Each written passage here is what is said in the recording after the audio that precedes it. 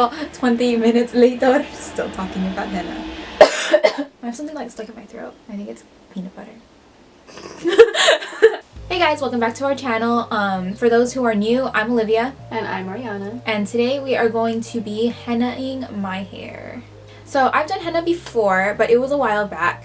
For anyone who has been following our videos, you know that we went to Pasadena like a month ago to get my hair done, but I've actually been lightening it for the past 3 months or so. Yeah, and like 3 separate sessions. Yeah, it was 3 separate sessions, just to make sure that the hair remained as healthy as possible.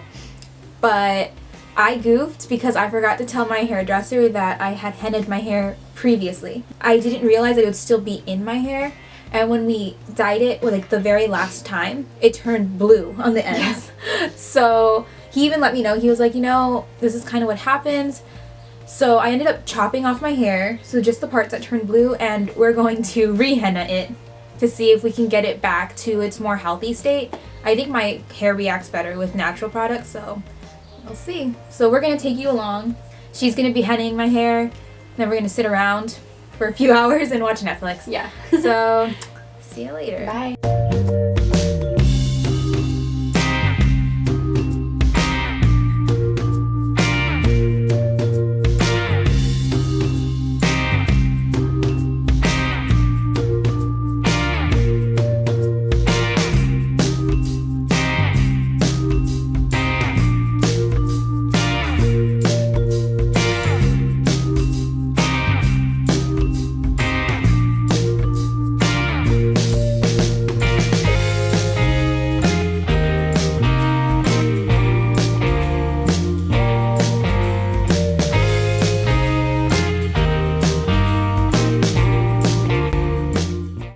Hey guys, we're back. So what we did is we used coffee. Yeah, so we used coffee as a base for the henna, and we actually mixed 2 hennas. We mixed Coca Noir Sorry, and Coca Brune. So those are the 2 Lush hennas that we used, and it kind of, well, it covered up most of the blonde actually. So this is the final product, I guess, and it looks pretty nice.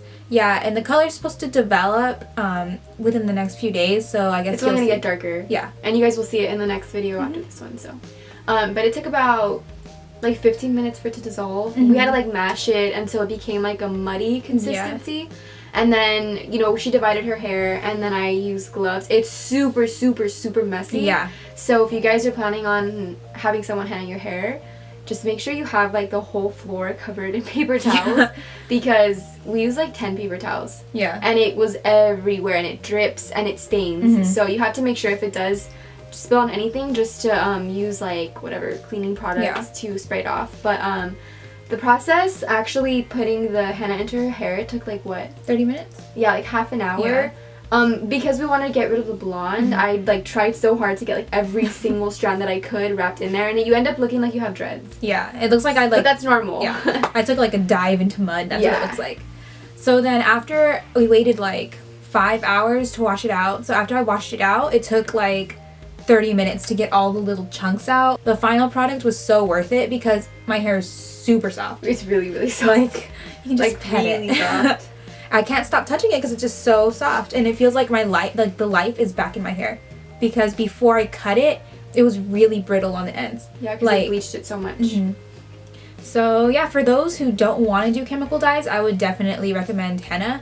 Lush has, I think, 4 shades, ranging from very bright red to nearly black.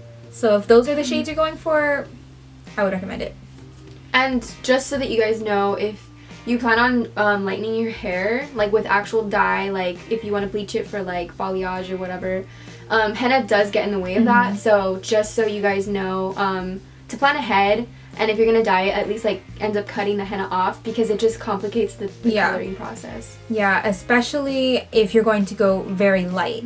So when I was doing the lightening process, it actually wasn't too bad. None of the products were colliding, I guess, in the hair, until I had the very last session of the bleached ends, is when it turned bluish greenish, and I had to tone it all the time, and then that just killed my hair.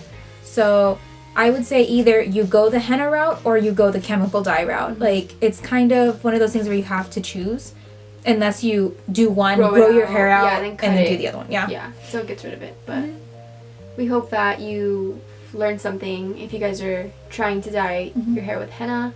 So if you guys have any other comments or questions about the henna, leave them down below. Please like, subscribe, Comment, share. yeah. Are we missing anything? But we'll see you guys next time. Bye. Bye. Oh my god, please don't.